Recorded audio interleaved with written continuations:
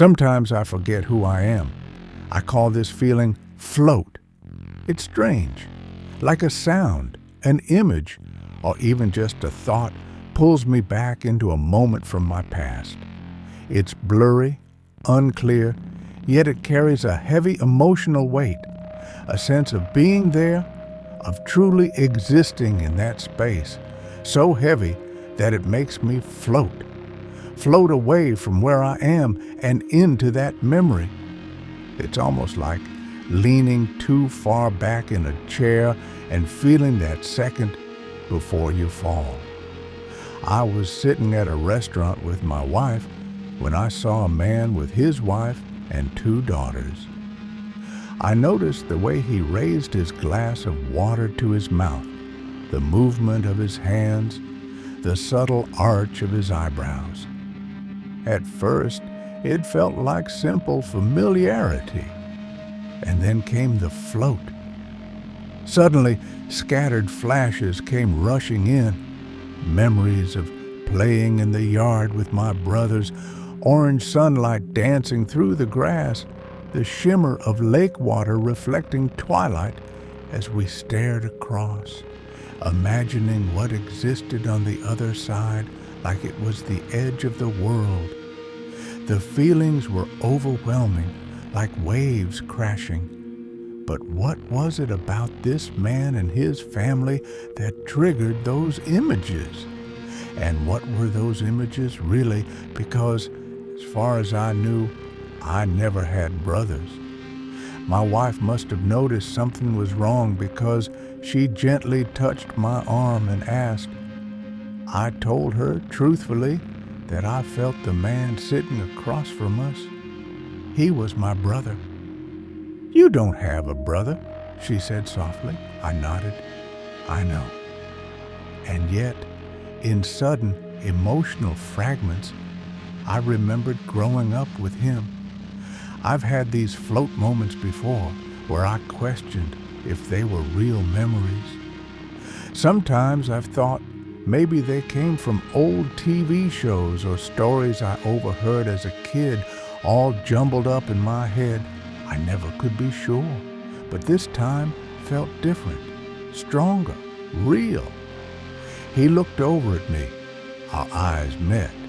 He seemed startled, maybe even afraid. He left money on the table and hurried out with his family. A long time ago, when I was still just a kid, I remember asking my parents where Anthony and Zeke had gone, when they were coming back. I was so sure they existed. I felt angry, confused, and frustrated when my parents acted like they didn't know who I was talking about. They said I must have been thinking of 2 boys from the old apartment complex. Then they told me I was probably remembering cartoon characters. I fought them on it. That was the first time I remember arguing fiercely for what I believed to be real.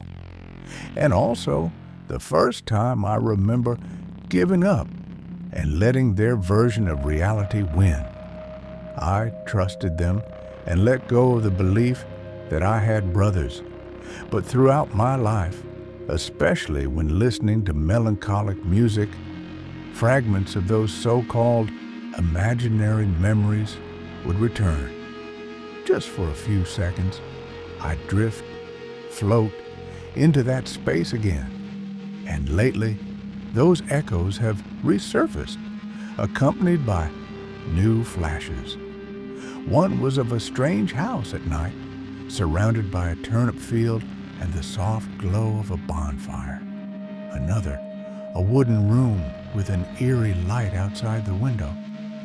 Thinking about the man I saw at the restaurant, who I now believe was Anthony, more fragments began to assemble, like puzzle pieces falling into place.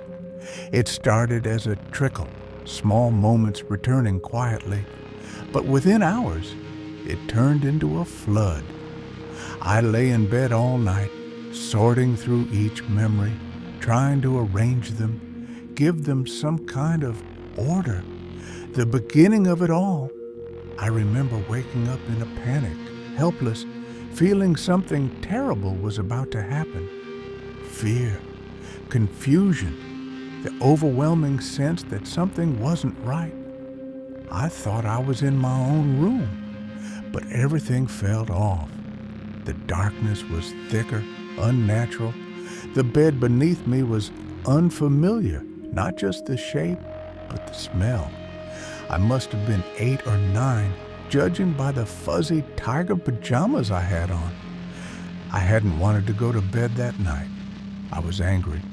The adults, my aunts, uncles, cousins, were downstairs, swapping stories and laughing.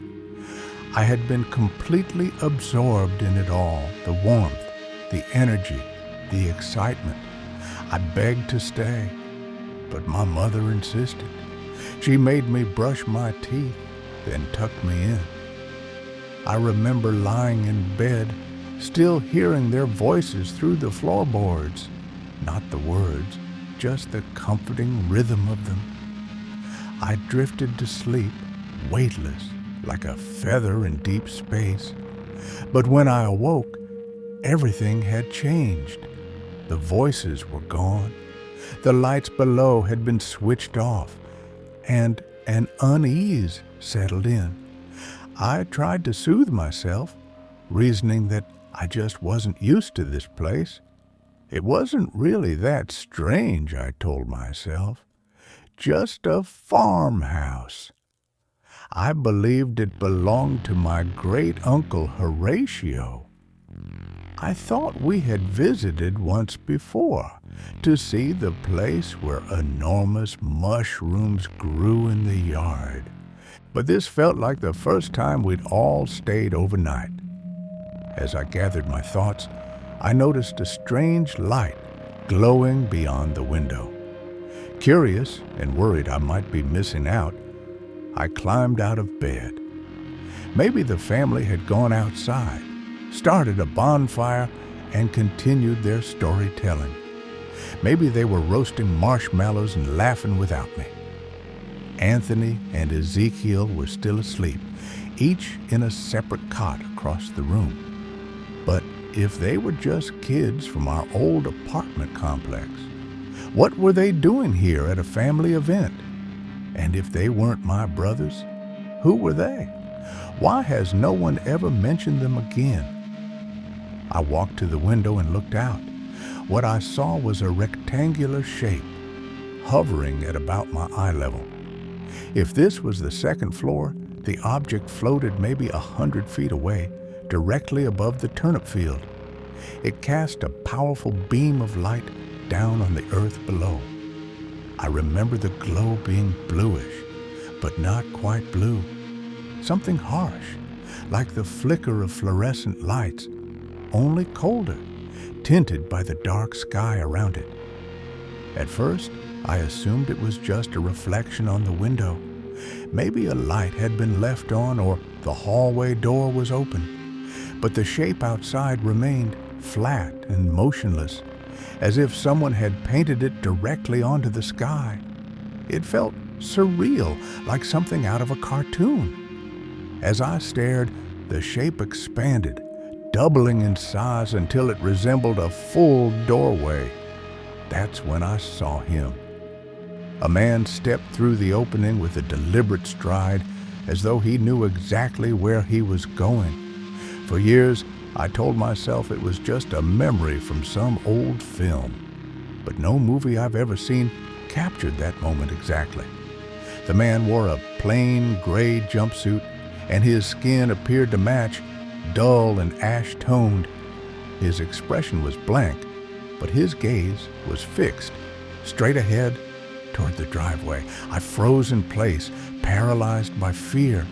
Without hesitation, he descended, not by jumping or climbing, but as if gliding down a slanted path that was invisible to the eye. Then came a second figure, eerily similar in appearance and movement. He too stepped out and followed the same invisible slope to the ground. As a third figure emerged from the doorway, I was overcome with dread. My mind raced. What were they here for? What did they want? And just as that thought formed, the first man turned and pointed straight at me. It wasn't just that he saw me. It was as if he heard me, as if my thoughts had been too loud, as if I had broadcasted them somehow. Panic surged through me, and I tried desperately to quiet my mind, to become invisible even to my own thoughts. Then, just as suddenly as it had appeared, the doorway sealed itself shut. The three figures began making their way toward the front of the house. Frantically, I began imagining all the possible places to hide: beneath the bed, inside the linen closet, behind the stack of towels. But even as I plotted escape routes, I heard faint movements, rustling sounds from the front of the house. While I was lost in fear, they had already started their approach. I rushed to wake my brothers, shaking them hard, whispering, then yelling, but they wouldn't stir. Desperate, I ran out to find our parents. But when I reached their room, it was empty. Room after room I searched, only to find each one vacant. No one, not a single adult, remained in the house. I was gripped with terror, wondering why my entire family had vanished, leaving us behind.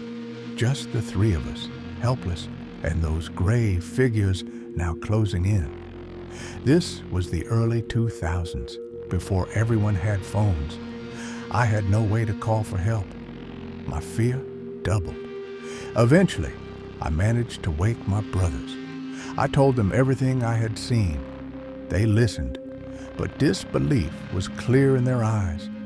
I begged them to understand, told them about the men stepping out of the Sky Square. I called it a square, not a rectangle back then. I just knew it wasn't normal. They insisted I had a nightmare, probably caused by all the spookish stories we'd overheard earlier in the evening. But just as they were trying to calm me down, we heard it, the unmistakable creak of the front door swinging open. I sometimes struggle to piece together these memories clearly. It feels like two separate events got tangled in my mind.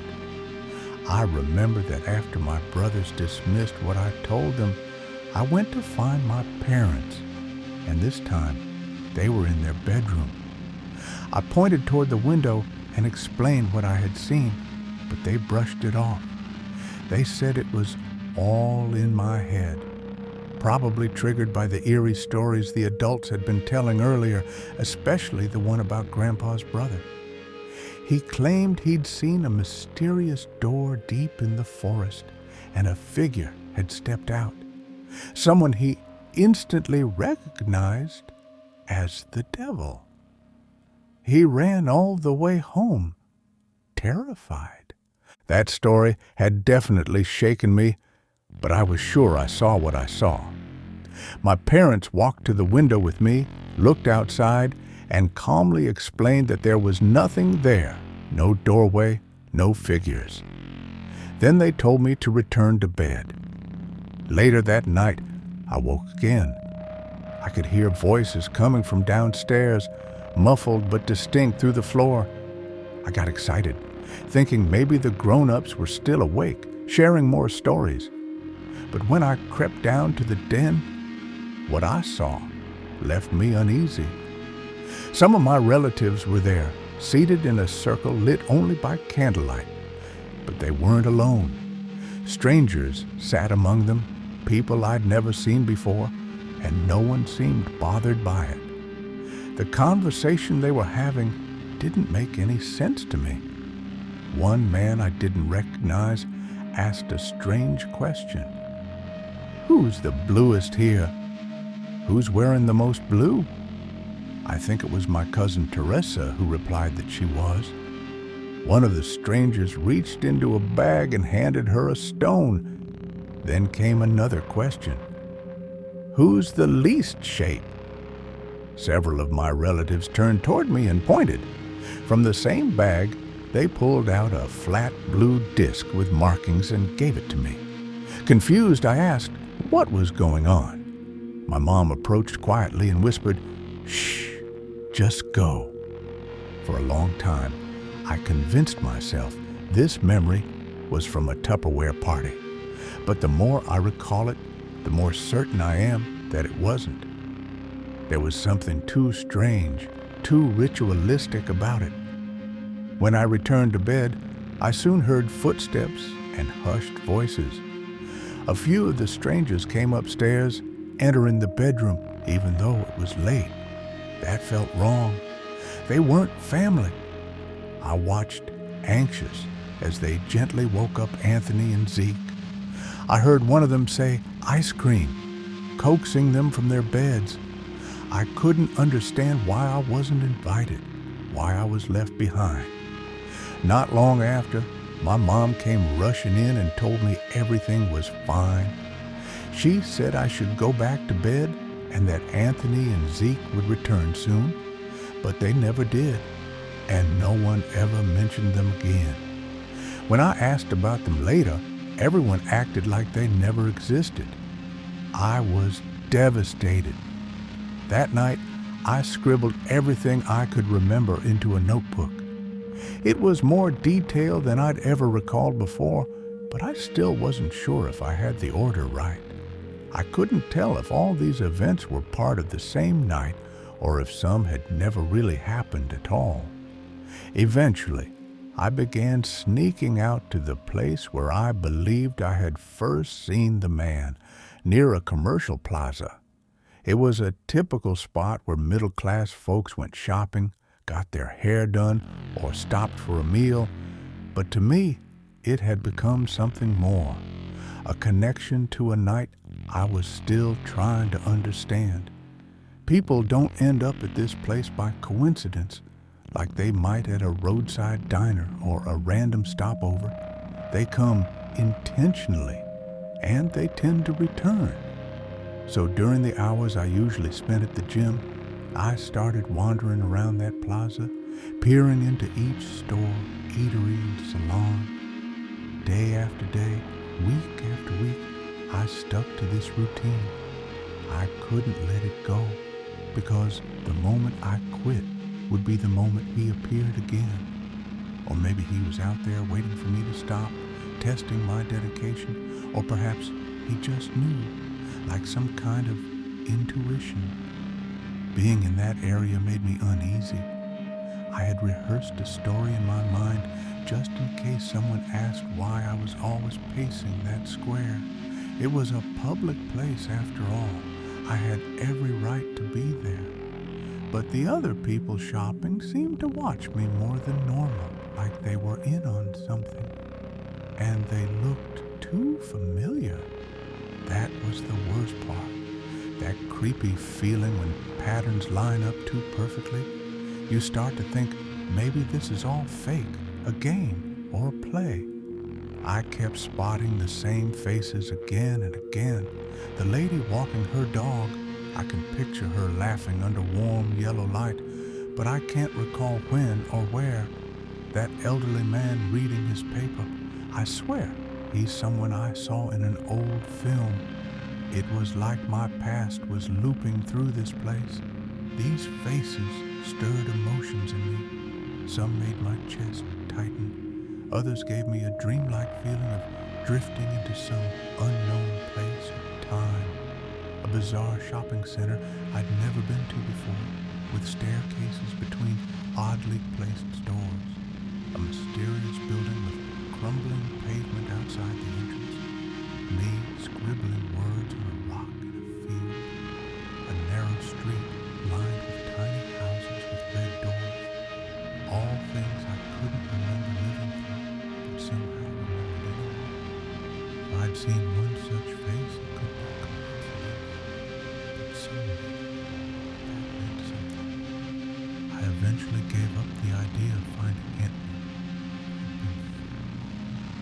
But by then, the ritual had become second nature. I kept showing up, wondering when someone among them would acknowledge me. Maybe they looked at me with the same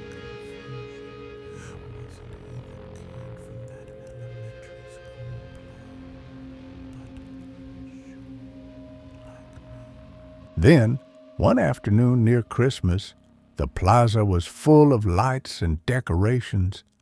A man dressed as Santa sat at the center. I felt a tap on my shoulder. "You just won't stop, huh?" he said. "You were always a stubborn little brat." To him, it may have been a minor annoyance he brushed off with a joke. But to me, I broke down crying. It meant everything. I wasn't delusional. I did have a brother. Years had been stolen from us, and I had lived through too many lies. I noticed a look of embarrassment on his face at first, followed by him pulling me into a hug. I couldn't speak in that moment, but all I wanted was to hold on to him and never let him go. He promised he wouldn't disappear again, though he wanted to keep things between us for the time being. "I'll explain everything soon," he said. We both agreed on that. We arranged to meet at my house on the weekend when my wife would be at work. We could sit in my attic study and talk for hours, uninterrupted. This change in my life made me question who I truly was. It felt like even my family didn't really know me, and it started affecting me deeply.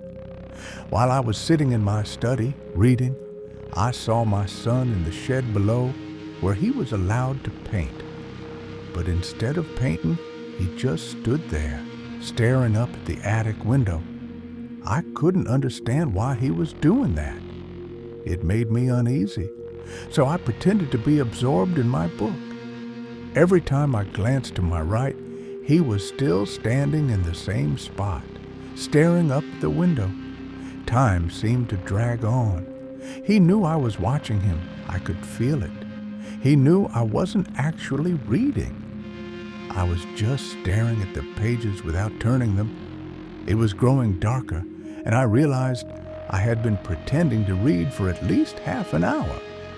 Yet, I could still see his bright yellow jacket just standing there near the entrance of the shed, watching the window.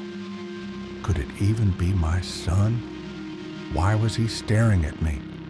I turned off the light, hoping he wouldn't be able to see me anymore, but even in the dark, his gaze remained fixed. I didn't move a muscle. Did he still know I was there? Was he able to hear my thoughts? Could he somehow feel what I was thinking? I started to wonder if my son had been replaced by something else entirely. Then I heard footsteps on the stairs, and there he was, calling me for dinner. He asked why it was so dark in the room. "I'm coming," I replied, but the strange thoughts and paranoia swirling in my mind wouldn't leave me. My dreams grew more bizarre. The feelings and images grew stronger, yet they were too vague to fit into any clear narrative. In those dreams, there were no family members in the farmhouse, just strangers and my parents.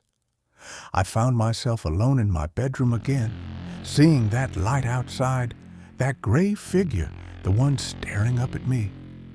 I felt a sense of relief when I saw Anthony at my door that Saturday.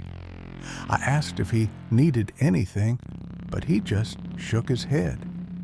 He followed me upstairs to the attic, moving slowly. He had put on a few extra pounds, so the stairs were clearly a struggle for him. When we sat down, he asked, "Where do we begin?" I replied, "We know everything already."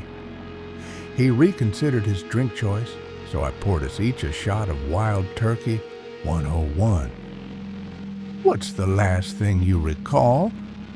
I shared what I had begun to remember, trying to piece it together as best as I could. I hadn't gotten far when he interrupted. That wasn't our family, and we certainly didn't own the place. It was just Mom and Dad with their group of friends, and I think one of them was the owner. He paused as if thinking. It was like a support group, I think. They threw strange parties. I can't remember much. I continued, but he cut me off again. That wasn't my brother. We moved to the bedroom, just the two of us. I woke up at some point that night. I didn't move, but I could hear a breath that wasn't right. Someone else was in the room with us. I pretended to still be asleep. Why? I was never scared before. Our parents were supposed to be there, right? But I was so terrified I didn't even want to think, in case he heard me. Through barely opened eyes, I saw a man standing in the room. He was watching you sleep. His breathing was heavy, and he was drooling while he stared.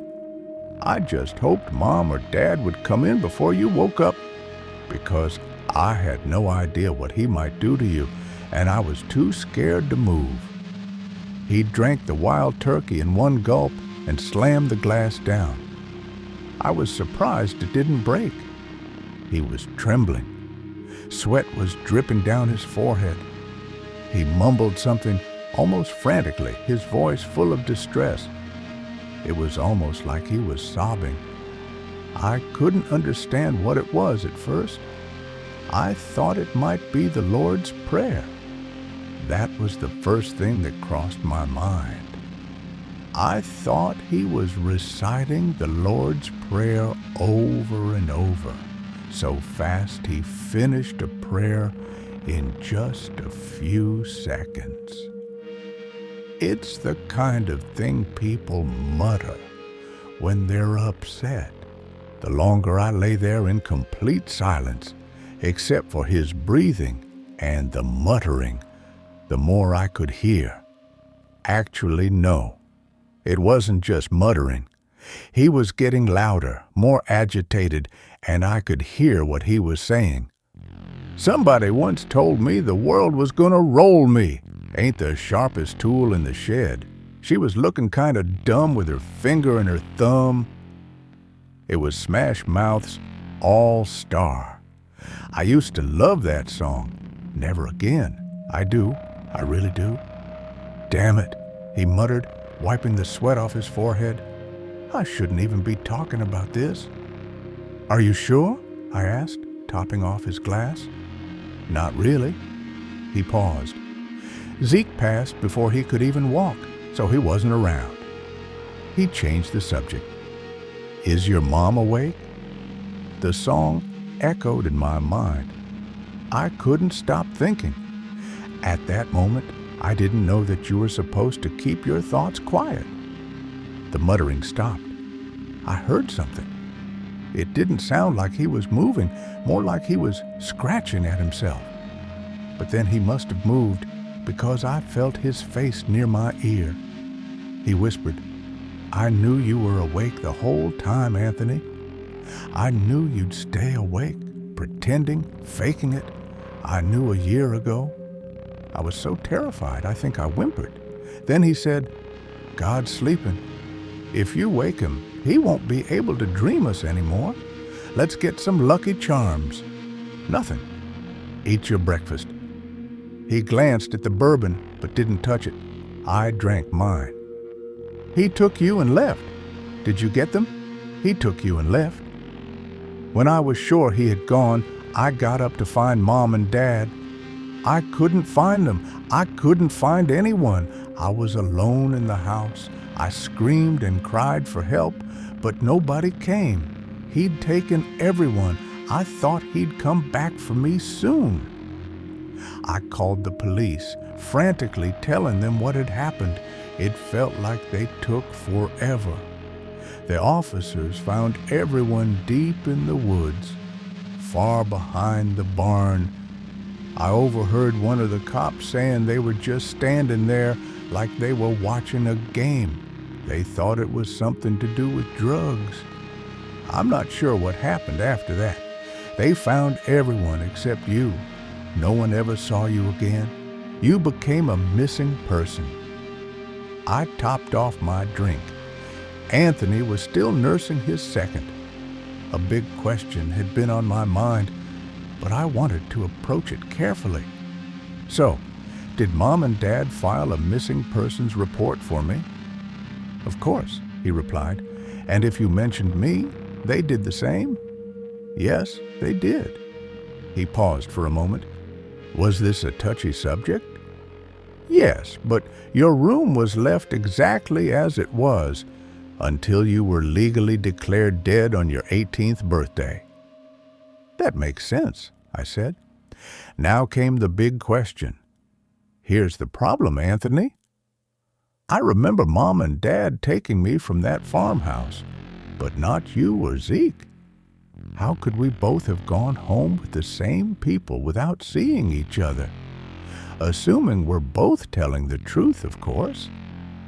I can show you your face in the paper. Then why didn't you say anything when you first saw me?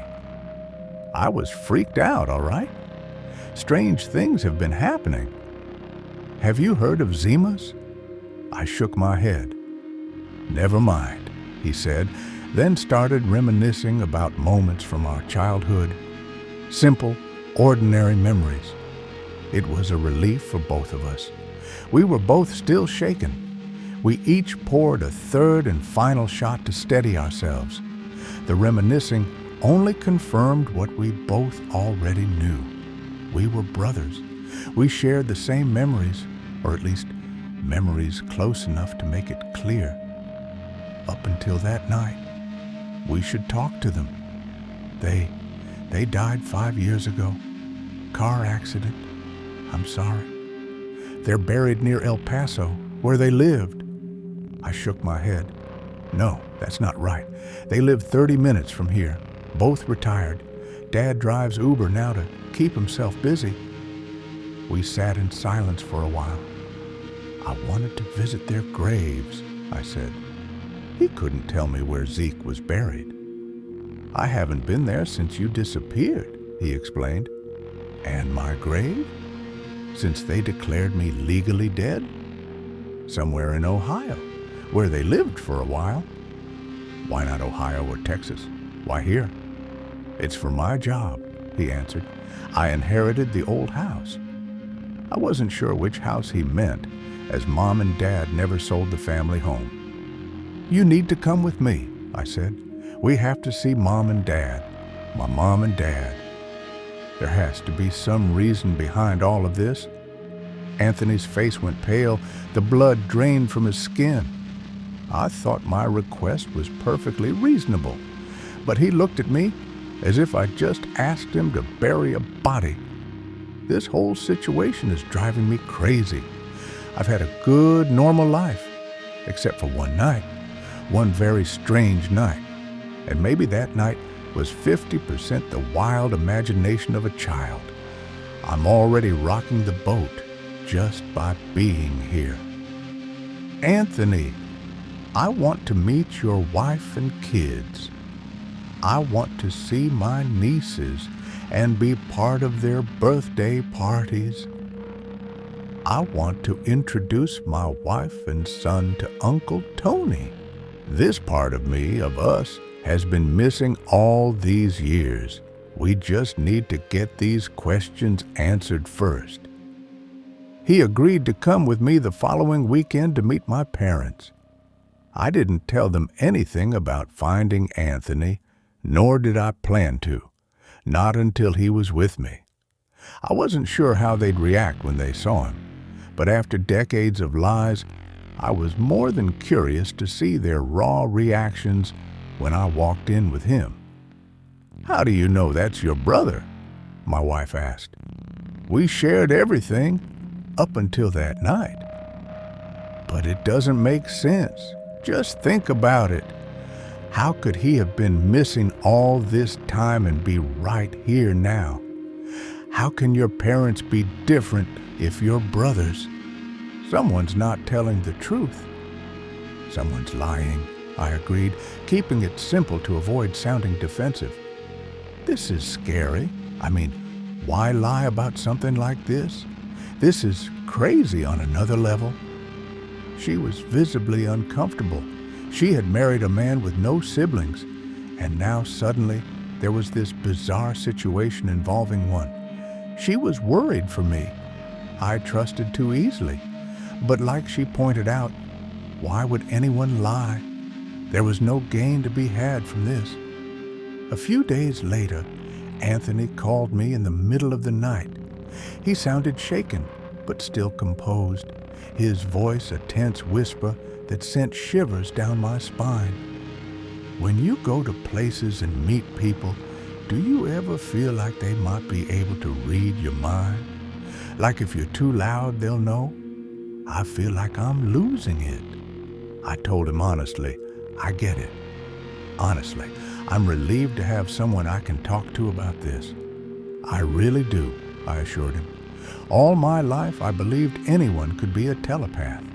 At times, I was certain of it. That's it, he said. Good night. And that was the end of the conversation. He called again 2 nights later.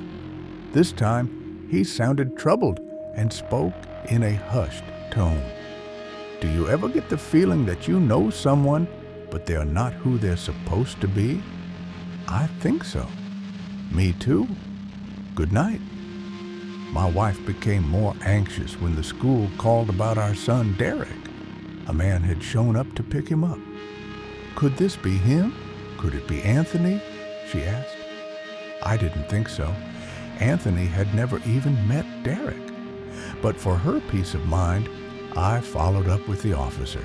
The man was tall, thin, with dark hair, and looked unwell or malnourished. Definitely not Anthony. On a hunch, I asked, was he drooling? There was a long pause before the officer answered, no, not that I noticed. Why? We had to sit Derek down then, gently talking to him about stranger danger. We asked if the man seemed familiar to him. We were careful, trying not to alarm him, just asking questions. That's what parents have to do, hide all the worry and fear inside. Derek didn't know who the man was. That night, I stayed awake, wondering who was after my son. Why now? Why in the middle of everything else happening? And on another level, was this what my parents had done? Had they kept something from me? There were times when I couldn't sleep, or circumstances kept me from work, and I wondered if there was a reason. Like, if I had gone to work that day, would I have been hit by a train? That night, I became certain of it. I stayed up because I knew something was about to happen. I was so sure something was coming that I got a headache from keeping my head perfectly still, straining to hear over my wife's soft snoring.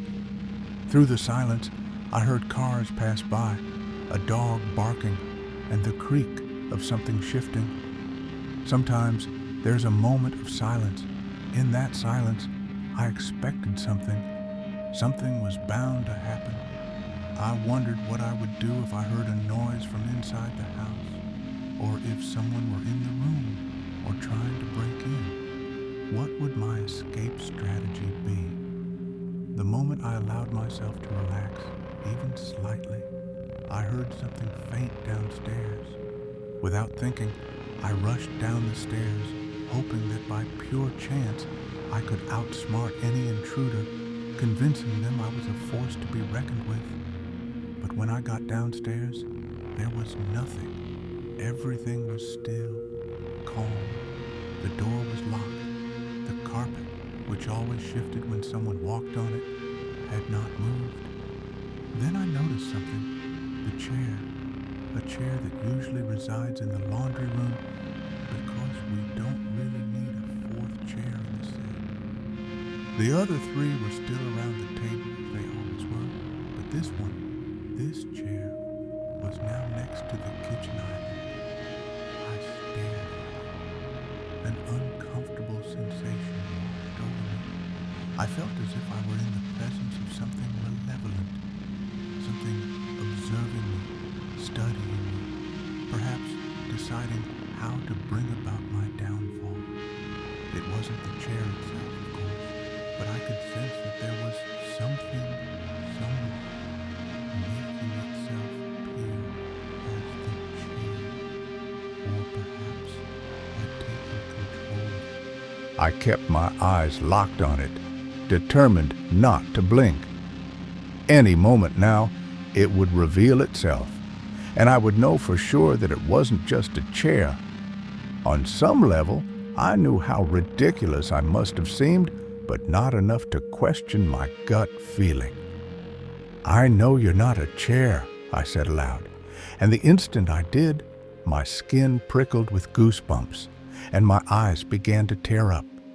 I braced myself for it to respond, to do something, anything, but nothing happened. I could solve this easily, I thought. Just grab the chair, move it back to the laundry room, and be done with it. But I couldn't bring myself to touch it. If I did, I felt sure something terrible would happen. So I stepped back, heading toward the stairs, never taking my eyes off the chair. I waited, and eventually I fell asleep, sitting at the top of the staircase. "What are you doing, Dad?" Derek asked, his voice breaking through my stupor. "Is your mom up?" was the first question that came to my mind, and I was relieved when he shook his head, indicating she wasn't awake yet. That saved me from having to explain my bizarre behavior.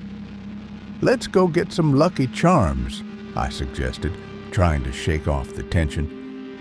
When we entered the kitchen, the chair was gone. I quickly went to the laundry room to check, and there it was, exactly where it was supposed to be. Now, it felt like a regular chair again, nothing out of the ordinary. "Who was that man you were talking to in the kitchen last night?" Derek asked. "You were just dreaming, buddy. Eat your breakfast," I replied. After the unsettling incident at Derek's school, I had security cameras installed around the house, both inside and outside. No one objected to the new surveillance system. But after that, things quieted down until the weekend arrived. Anthony finally texted me, hours after I had sent him messages. It was right when we were supposed to be leaving. "Maybe you should just send me pictures of them. No need to go out there and disturb your folks," he suggested. It was clear he wasn't planning on showing up. But it wasn't just about having Anthony see them. I wanted them to see him. I wanted answers. I wanted the lies to stop. I sent him the pictures anyway. He left me on red. I tried following up, asking if he had received them. I called. No response. Just as I was about to give up on the whole trip, I heard something outside the door. There was Anthony, standing in my driveway with a leather carry bag, almost like a doctor's kit. "I didn't think you were coming," I said. He nodded. The entire drive was oddly silent. Anthony hardly spoke. He responded with a few meaningful glances, occasional one-word answers, and mostly just nods. His reactions felt strange, out of place even. He would look at me frequently as we drove, and I could feel his gaze. I didn't say anything. Maybe he was looking for some family resemblance. I had no idea what he was thinking or what kind of person he had become. When we first met, he seemed decent enough. "I hope you'll talk more once we get there," I said. He just smirked, winked, and nodded a few more times. At one point, I asked if he knew anyone who might be looking for my son. He tilted his head, shrugged, and shook his head in a way that didn't offer much clarity. His answer felt vague, and I'm not sure why I didn't press him further. I suppose I thought it wouldn't matter much. He was acting so weird, and it was making me uneasy. I began to wonder what might be inside that bag. "Could it be weapons?" I casually asked. "Slacks," he replied. From that point on, I didn't engage with him much. The drive I had anticipated was one where memories would slowly start coming back. Faint connections firing off in my brain as we passed the street where we had played hockey. But that's not at all what I experienced. The first thing I noticed was how unkempt the yard was. My dad was obsessed with keeping the yard neat, so seeing it like that seemed off. Then the house didn't feel right either. It looked similar, but it used to sit on a corner lot, and now it didn't. It was smaller. The windows had a grim, neglected feel that I can't quite put into words. I could feel Anthony watching me, sensing my discomfort. I glanced over at him and he was grinning. "This isn't the right place," he winked. Some things were eerily unchanged, though. The same tacky frog statue by the front door. Inside the frog's mouth, they kept the front door key hidden. They had forgotten their keys so often I was sure the whole neighborhood had seen them retrieve it from that frog's mouth. I grew up here, lived here for 19 years. I knew I hadn't made a mistake with the address. I got out to knock on the door, hoping for some kind of explanation. When no one answered, I reached into the frog's mouth. Just as I was about to open the door, my phone rang. Thinking it might be my parents, I checked the caller ID. It was Anthony. I looked back. He was standing by the car, grinning. His wife, calling me to say he'd forgotten his phone in his mess. I picked up. Sorry for the late reply. Anthony's voice was clear on the other end. I turned around again. The Anthony who had been with me in the car all day was suddenly standing right behind me.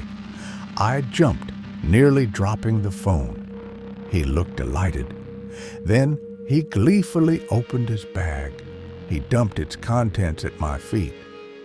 Frozen in shock, I stared for too long. What I saw made my blood run cold. Snakes, hissing and writhing in a pile. I sprang into action, jumping away from the pile of squirming, slithering creatures. I ran as fast as I could, putting about 200 feet between myself and the snakes. Every few steps I glanced back, half expecting them to chase after me. I checked my legs, my feet, terrified of any sudden bites. I was okay, but my throat was burning. It hit me that I had been screaming. "What's happening?" Anthony's voice crackled through the phone. "You were here. Someone who looked exactly like you drove all the way with me." "I never left home. I can't explain it," I pleaded, hoping he'd stay on the line. Carefully, I approached the house, scanning for snakes or any sign of the fake Anthony. I even checked under my car. Both seemed to have disappeared in a rush. A patch of slime marked the front step next to the snack bag, confirming that I wasn't imagining the entire ordeal. I unlocked the door and stepped inside. This house felt completely foreign. I had no real memories of it, or at least none that were clear. Yet the colors and atmosphere seemed eerily familiar, almost like scenes from an old 80s drama. But this wasn't a movie. It was real, and it felt just like those moments. A rusted old barbecue in the backyard triggered a flood of thoughts. I walked over the dirty gray carpet, the yellowed linoleum leading me to the back of the house. Through the sliding glass doors, I saw that familiar, decaying barbecue. If I remembered correctly, there might still be dogwood berries inside. We'd use them in our games, tossing them at each other in mock battles. All these memories were coming together, flooding my mind. What's going on? Something's off. This isn't the right house. It's the right address, but it doesn't feel right. But we grew up here. Do you remember the Dogwood Wars? Yeah. Are your parents home? As I wandered down the hall, a low hum caught my attention, coming from one of the bedrooms. It had been there the whole time, I realized. I don't think so. Let me check.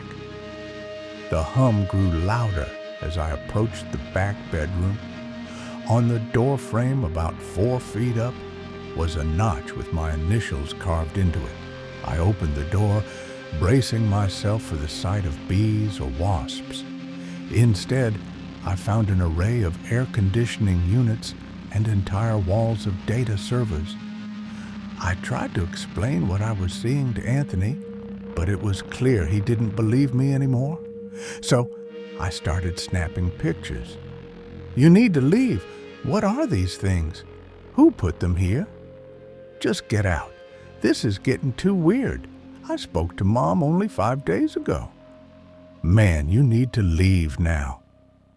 I heard the unmistakable sound of car doors slamming. For a brief moment, I hoped it was just Mom and Dad coming back from the grocery store, or maybe a trip for more server closet gadgets. But then I heard voices, the heavy, authoritative steps that weren't either of them. I started scanning the room, frantic, looking for somewhere to hide. The cables led to a single spot in the floor next to an outline of a hatch. I quickly used it to lower myself into the crawl space. "Someone's here," I whispered to Anthony, then muted my phone. I wasn't sure if staying still was my best option or if I should find somewhere else to hide. Moving might alert them, but if I stayed put, they'd open the hatch and spot me instantly. I decided to move quietly, remembering the snakes. They could have slithered right into the crawl space with me. How had they been so quiet in the bag? It was as if they'd been waiting for me. I switched on the flashlight app, scanning the crawl space for any signs of movement. I let out a quiet breath of relief when I saw no snakes nearby. My flashlight beam moved further across the space, and something reflected the light in the distance. I crawled closer, keeping the light trained on the source. 2 shiny spots, almost like eyes, caught the beam. I crept even closer, and slowly the light revealed what looked like the face of Anthony, crouching in the corner, staring at me. I froze, the beam now fixed right in his eyes. Without warning, he let out a loud, vile hiss and lunged toward me, moving shockingly fast. I screamed and scrambled toward a vent that somehow I could squeeze through. I hit the vent as hard as I could and yanked myself through. Once out, I bolted for my car, jumped in, and sped off. In my rearview mirror, I saw 2 men in gray suits stepping out of the house. I panicked and quickly checked the back seat, half expecting to see the snakes or those men. It was completely empty. I deliberately drove a winding route back home, using what I think the CIA might call tradecraft. Then I turned the volume up on my phone. Anthony was urgently asking for updates, wondering if he should contact the authorities. I explained everything to him. I wasn't sure how much of it he actually believed. As I was talking, I noticed a piece of lined paper taped to my dashboard. I pulled over at a Conoco gas station to read it. It simply said, "They were never here. Meet me at the farmhouse." I read aloud to Anthony, "This is getting too intense." I wished he had never seen me at that restaurant. I reminded him that he'd been dealing with odd things before we even met. I had a strong feeling that everything was building up to something big. I planned to go to the farmhouse. This time, I didn't want to go by myself. He sighed, then replied, "I'll meet you at your place." When I pulled up to the house, I saw my wife's SUV in the driveway. That was a relief. As soon as I walked in, she hit me with a flood of questions about where I'd been and why my clothes were so filthy. I told her I went to visit my parents and had to crawl through the crawl space. I know it sounds strange, but I'll explain it later. She mentioned that Derek was in the shed again. He had a tough day at practice and wanted some space. No new strange happenings, just the usual teenage mood swings. Before heading out, I decided to check on Derek. He was in the shed, furiously painting. He only worked on reclaimed wood panels we had stored out there. As I approached, I could hear the heavy thump of his paintbrush hitting the wood. Normally, he painted scenes with dragons, giant spiders, and sometimes warriors. Typical kid stuff. This time, though, it was different. The painting seemed to depict some kind of alien world. It gave me an eerie feeling, like something ancient, long forgotten. I felt as though I were floating back to a time when people I didn't recognize were in the windows and I was kicking large mushrooms under a night sky. I wasn't alone either. There was another kid with me. "What's this painting about?" I asked. "This is Zemus," he replied. The word sent a wave of unease through me. "Is Zemus far from here?" I asked, trying to keep my voice calm. "A guard you wouldn't believe," he said so matter-of-factly that it startled me. "I don't think you can measure it because it's not about distance." "Well, it's definitely creative." "I think it's great," I added, trying to mask the panic rising inside me. He set down his brush and said, "Dad, I'm scared. I don't know what will happen to us when you're gone. I'm not going anywhere. I think we just disappear, like we don't even exist." Hey, I said, kneeling beside him. "What are you talking about? Remember when I showed you that David Blaine video? You thought he could make people disappear, right? I told you that's not real. He's just really fast, right? That's still true. You're not going to disappear. I want to go to Zemus, far away from here, because everything's falling apart," Derek said. "Everyone's minds are going to stop working properly, and then we'll start going backward." I couldn't understand where these ideas were coming from. "Uncle Zeke!"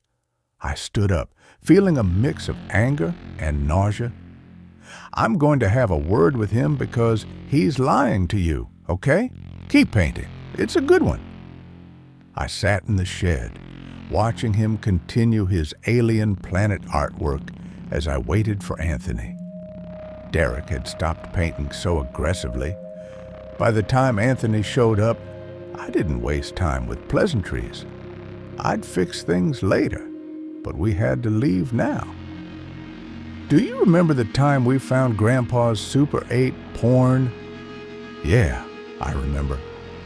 The one with John Holmes and the Wintergate girls that cracked us up." "Good, just checking."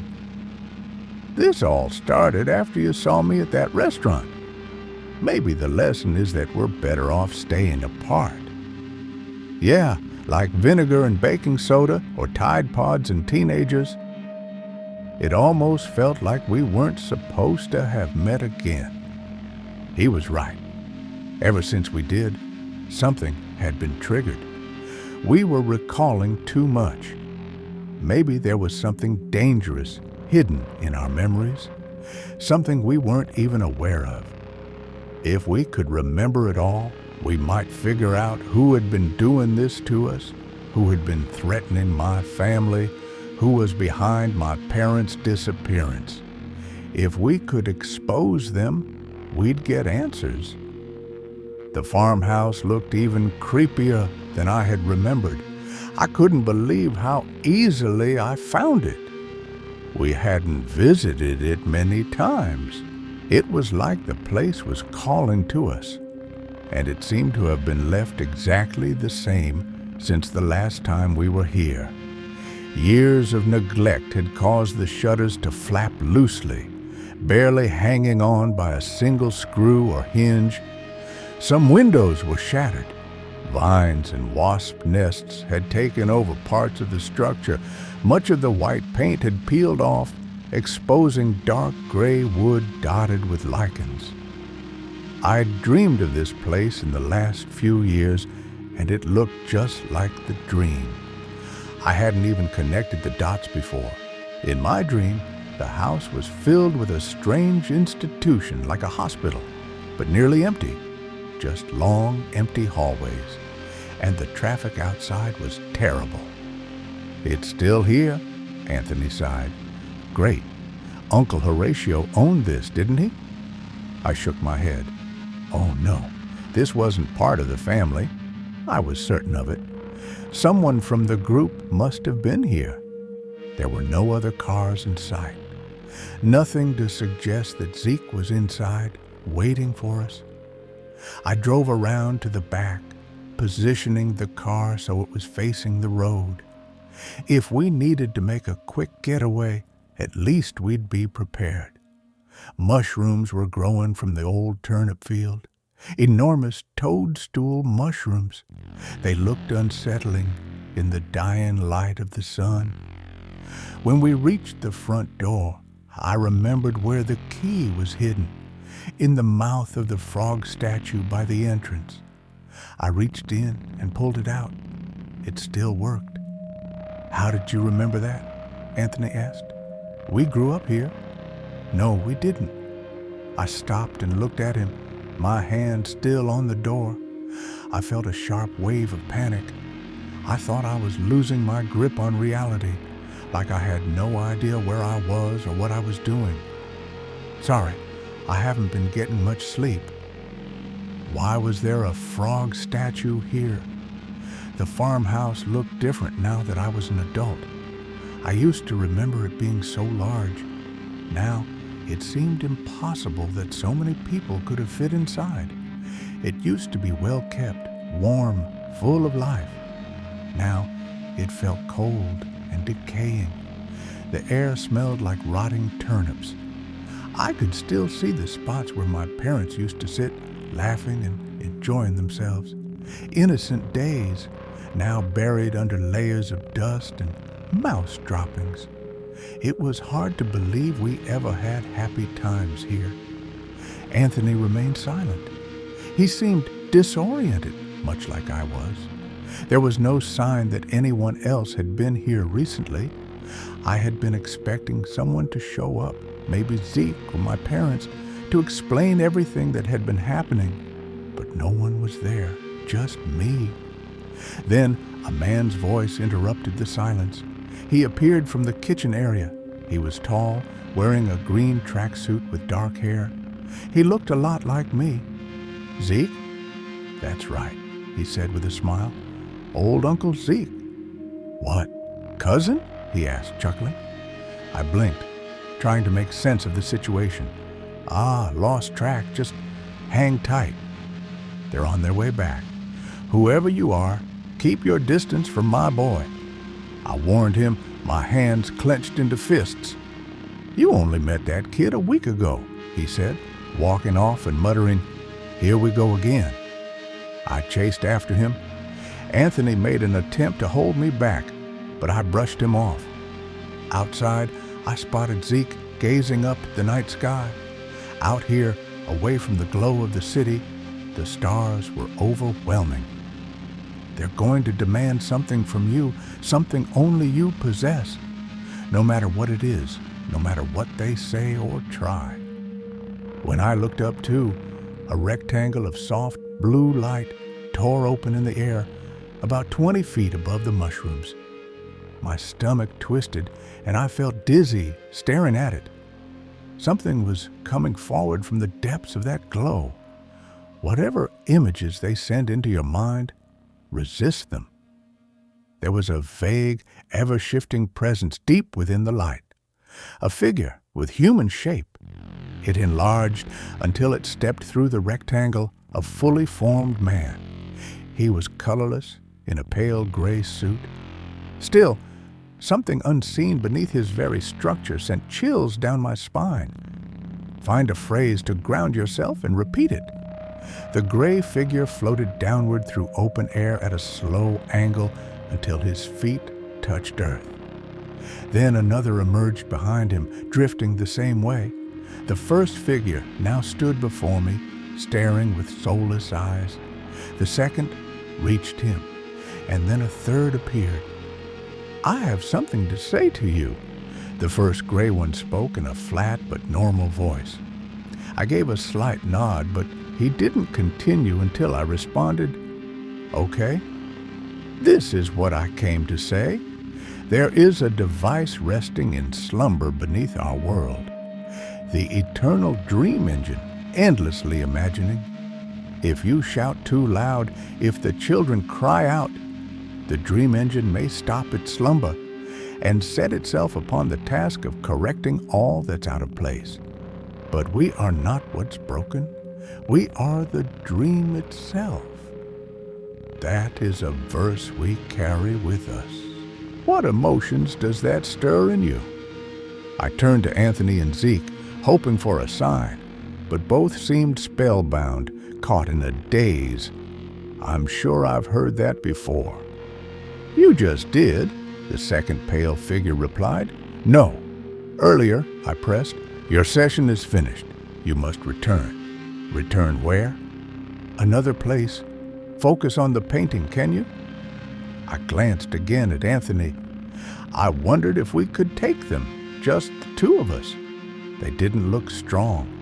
Maybe dash to the car, flee the scene, call for help, even try to trap one of them for evidence. "Who would you contact?" one of them asked. I sensed them sifting through my memories.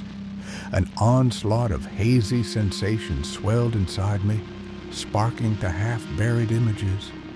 Me, in Aunt Grace's basement watching old films, eating crab legs seaside at 5, a sun-faded tan apartment near the shore with balconies. Where was that?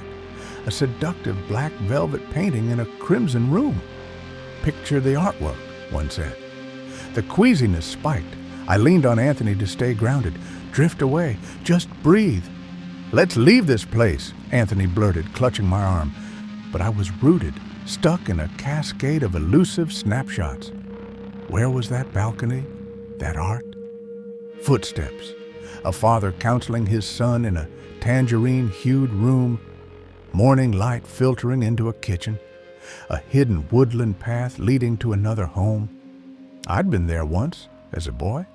An apartment, laced with the scent of citrus. I couldn't give them what they wanted. "I need a phrase," Zeke muttered. The first thing that came to mind popped up. Anthony's voice stirred it. Smash Mouth's All-Star. I didn't recall every lyric, but enough of it. "Rock," one of them whispered. I didn't. They got more All-Star. My phone started ringing. They kept their eyes fixed on me, waiting to see what I'd do. I had to momentarily mute the mental melody as a single thought flickered. Derek's calling. You should answer. He could be in danger. I picked up. It was my wife. She said Anthony had shown up and insisted on seeing Derek. He refused to leave. I asked what he was doing now. She replied, sitting on the couch, sipping a Capri Sun. I told her, "That's not Anthony. Call the cops." I could hear the tremble in her breath. Then a scream ripped through the line. "Stay away from my family," I pleaded. "Please, calm yourself," one of the pale figures responded. I wanted to cooperate, to surrender what they needed, but all I could think of was Smash Mouth lyrics. I ain't the sharpest tool in the shed. Shape of an L on her forehead. It's a deception, Zeke warned. The gray one in the back raised a hand toward him. Zeke shimmered, let out a shriek, and vanished. Maybe the others jabbed something into my neck. I never saw them move. Paralysis struck instantly. The phone slipped through my fingers. I stood, frozen, jaw slack. I felt their minds raking through mine again, so I kept looping All-Star in my thoughts. They carried me, like I weighed nothing, a feather on a breeze. They lifted me up that slope, toward the glowing rectangle. My sickness deepened as we neared it. I felt repulsed, an intense aversion. Strange warped figures floated within the brilliance. He failed once more. One muttered, shoving me forward. I landed in a dim space. As my sight adjusted, I noticed two kids, one in a full bed, another in a crib. I just stood there, rooted in place, staring at the child in the bed, drooling, stuck in place, repeating All-Star in a loop because I feared it was all in my mind. That child in the bed was me, years younger, wrapped in fuzzy dinosaur pajamas, peacefully asleep, clueless of the world. The sight brought tears, watching myself like that, babbling, dribbling, mind stuck in lyrics. Soon I'd wake up broken, and in the crib, young Anthony faking sleep, shape of an L on her forehead. My voice found strength, words coming clearer now. I was deep inside Anthony's recollection. I remembered what he'd told me. The drooling guy mentioned a slumbering god, kidnapped me, then bolted. I dragged myself over to Anthony. I whispered, "Sleep well, Anthony. Do the right thing and buy Bitcoin back in 2010. Then I dragged myself from the room and left, still humming All-Star. Maybe this time we stand a chance. I crept out of the house, shoes crunching the gravel. Overhead, a glow shimmered in the sky. I didn't think I could challenge them, not like this. I limped across the street and crouched behind a stone jutting from the earth.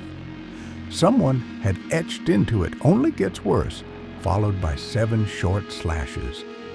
I added one more. As I scratched it in, a crushing wave of déjà vu slammed me. Memories surfacing of biking with my sister on a scorching summer afternoon. Dust rose as we rolled across bare dirt by the storm drains. I slowly made my way back to find my wife and son. No phone, no car. I kept walking until I stumbled on a gas station payphone and used it to hail a cab. Our house looked abandoned. 4 decaying cars were scattered across the yard. 2 nearly nude children sat on the porch, playing with chewed-up dog toys. "He's back!" one of them yelled, darting inside. I stopped resisting. No more struggle. I took a bicycle from someone's lawn and begged for change downtown. I landed a job as a helper at a library inside a crumbling DMV building where the pavement peeled in chunks. The traffic always crawled. Eventually, I earned enough experience to become a real librarian. I met someone new. We bought a place in a peaceful suburb where every door was painted red. We began thinking about starting a family. The idea of children made me drift again. A shed, summer bikes, staying up with comics and a buddy. A shiver danced down my spine. Everything that had happened vanished from my memory. I convinced myself I'd been drugged, hypnotized, or maybe suffered a head injury. Just some bizarre dreamland. Then one day, a woman walked into the library and set a blue disc marked with lines on the desk. She said quietly, "You probably don't recognize me," but I was already in tears. She was my sister. And everything came flooding back. I remembered her sobbing, trying to shake me awake at the farmhouse. I recalled 2 men stepping into the room dressed like executives, calm and smug. They took her and vanished. No one ever saw them again. They all said, "I imagined it." "Teresa, I thought you'd died," I barely managed to say. Then I asked her, "Do you remember our brothers?" Her face fell as she shook her head. I told her to forget it, go back to work, hold on to the happy memories, and never speak to me again. "And don't drift," I warned. She handed me her card in case I ever wanted to reach out. But I hope, she knew I wouldn't. She worked as an actuary at Zima's Insurance, and she was great at it. I'm nearly done editing my upcoming video, and it should be live in just a few days. I'd really love to hear what you all think in the comments. Wishing you a fantastic day. And now, I'm going to let TJ say a few words about the story in today's video. Hey friends, if you're still here watching till the end, first of all, thank you for sticking with it, especially knowing it's not Ronnie this time. If we haven't met yet, I'm TJ Lee, also known as Dusky Radio. I help run this channel behind the scenes. I voice extra characters and have written pieces like the Bar series and the Fighting Tournament Chronicles. I offered to jump in and put something out for you guys to enjoy while Ronnie finishes up his latest story. Give him some breathing room. I truly hope you like this one. Huge shout out to Lucy, aka Spirit Voices, Dexter, and of course Vidith for all the amazing voice work. All background music you heard was composed by the talented Dark Somnium. I really hope you had a great time listening, and of course, appreciation to Jared Roberts, the brilliant mind behind this story. Jared's also known for crafting the hidden web page, and My Dad Told Me What Happened That Day. He's an incredibly creative and boundary-pushing writer who's deeply influenced my own storytelling beyond the usual no-sleep tone. As for the meaning of this tale, honestly, I'm still processing it myself. Let us know your thoughts in the comments. It's one of those deliciously bizarre narratives that makes you pause and think. There's a lot of exciting stuff coming soon. I won't make promises on release dates because we don't want to set expectations. But know that we're working hard behind the scenes every day. And if you'd like to support what I do, or if you enjoyed today's experience, please consider subscribing to my channel, Dusklight Radio. We're often featured by Dark Somnium, who's been a generous supporter. If you enjoy immersive horror tales like the Sturgeon series, you'll probably find something you love there. I'd be honored to have you join. That's all from me. I'm really excited to see what Ronnie brings next. Until then, take care. Thanks so much for your love and support. Ronnie sees it, he appreciates it, and he'll be back soon.